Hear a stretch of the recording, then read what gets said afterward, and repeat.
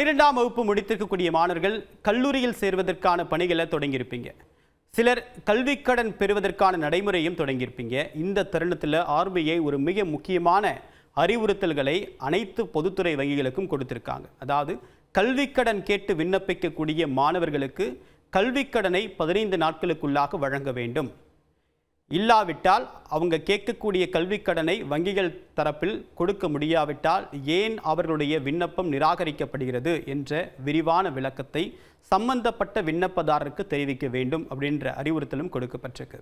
அதை யார் அந்த விண்ணப்பத்தை நிராகரிக்கிறாரோ அவரை விட ஹையர் அத்தாரிட்டி, அடுத்த லெவலில் இருக்கக்கூடிய அத்தாரிட்டி அந்த சம்பந்தப்பட்டவங்களை கூப்பிட்டு விரிவாக விளக்கணும் அப்படின்னு சொல்லியிருக்காங்க.